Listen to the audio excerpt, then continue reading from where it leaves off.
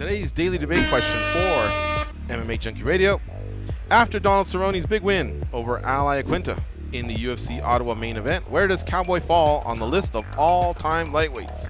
This isn't a question you can just go BAM and press the button. If you really gave it some thought, I think you could come up with an answer. Like, right away I see two that are ridiculous, and that's greatest ever and top 20. I think there's two others that are going to be the meat and potatoes, and that, at least it's looking that way in the results as well. All right, guys, did you just press the button or did you give it some thought? Go ahead, guys, you start off. I gave it some thought. All right. Good. And I have him.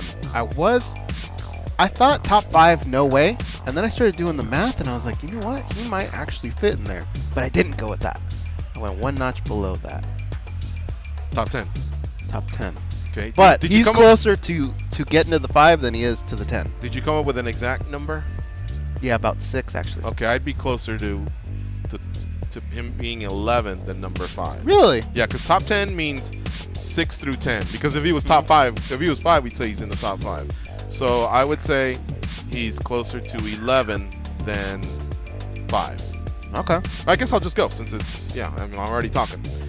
Look, man, I started compiling the list, and right away, you're not going to get away from BJ Penn, right. Frankie Edgar, right. Anthony Pettis, Benson Henderson. Yeah. But I'm also a fan of two guys and work they did outside the UFC before coming over to the UFC. One didn't have the best run, but Gilbert Melendez was a Shudo champion, a WEC champion, and a Strikeforce champion. And he had a good record, and just in the UFC, it didn't go as well. I think he's got like 1-4 or something like that. Still not done, by the way. I talked to him the other day. He's not retired. And then Eddie Alvarez was a Bellator champ and a UFC champ, although he does have a loss to Cowboy Cerrone. But I believe those accomplishments were pretty impressive. And even prior to his Bellator run, he had a pretty good career. So now we're at 6, right? I named off BJ. Okay, then Frankie. I only came up with this today, but I started really like thinking, okay, now we'd have to break down where some of the other lightweights. Oh yeah, we can't get away from Habib, right? Tony Ferguson's record at lightweight. Tony Ferguson, right? So that's 8, and that would make Cowboy 9. So that's why I'm saying I'm closer to 11. But also dig into Sean Shirk. He wasn't bad either, and he became a world champion. Now, granted, back then there was only about 12 lightweights because that was when they brought the whole division back. But he actually didn't have the worst run. BJ Penn being a high-profile loss. So I don't know, man. But I still went with top 10.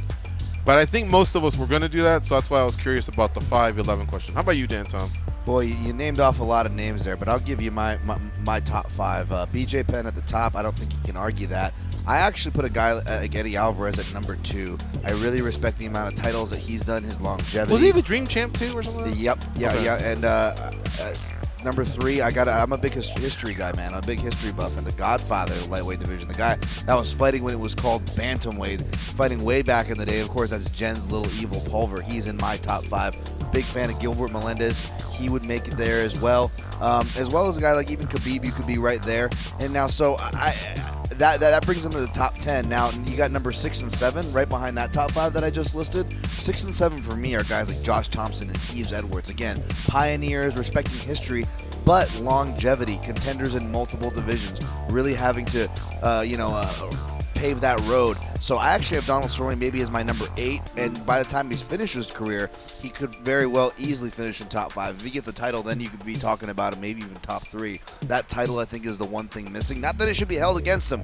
Tony Ferguson's also missing from your list. But for that one it's tough. Tony Ferguson, he would be right up there in the top 10, kind of floating around. But unfortunately, to no fault of his own, he has not gotten the promotion, the love from the fans. And you guys know, if anybody in the MMA media is chugging that train very hard, it's been me. So all respect to Tony Ferguson, but like my number 10 would be maybe like I would have him right up there. It'd be Tony Ferguson and Jim Miller right now, kind of fighting for that number 10 spot. And by the way, what about Nate Diaz? We didn't bring him up. He's a former WEC champion, and he's got a win over Cowboy Cerrone, and he's fought for a long time. And then RDA also, he didn't have he's more of a welterweight now, and he had a pretty decorated he had a long lightweight career, but early on there just wasn't much success. But he did become a UFC champ, and he's beaten Cowboy, everyone forgets, twice, not just once, twice. Yeah.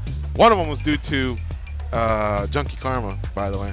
That's if you guys ever want me to tell you a story, it's a story that most of you would like, except Cerrone supporters. But so there could be an argument that he's outside of 10 and in the top 20. So maybe top 20 wasn't as crazy. It all depends on what's in your criteria. You know what I mean? But here's how it broke down. Great discussion, guys. Number 1 was top 5. 46% said that. Number 2 was top 10. 40% said that. Number 3 was top 20. 9% said that. And 5% said greatest ever. Oh, man. That's like 40 votes. A lot of people 40 people clicked that. Yeah, that's a bit much there. Mixing some Budweiser with the Kool-Aid. Yeah, in fact, the first guy here, at Mike Tyson 2007, says 4% have said greatest ever, want something of what they are smoking. At Ort Cloud Clown says, he may not have been a champion, but he's put on many great fights. Do you have to wear gold to be considered great? I don't think so. Change my mind. Okay, you have a point. I think if the question had been entertaining, he may actually be right at the top. But yeah, I think you have to be. I think wearing gold is a huge accomplishment. I think it's pretty impressive on anybody's resume. That's kind of where I start, honestly. But it's not the end all be all. One more here. This one's from @ScreenPlayer. He says, great question. Well, thank you. I thought of that one. Can someone be considered the best despite the fact that he is surely not the best fighter? Well, no, I guess. I suppose that is possible, and so certainly has a claim. Wow, that was like a riddle. Be considered the best, you do have to be the best, I think, or at least one of them, and then hope that someone can make a good argument on your behalf. But I don't think he's there yet.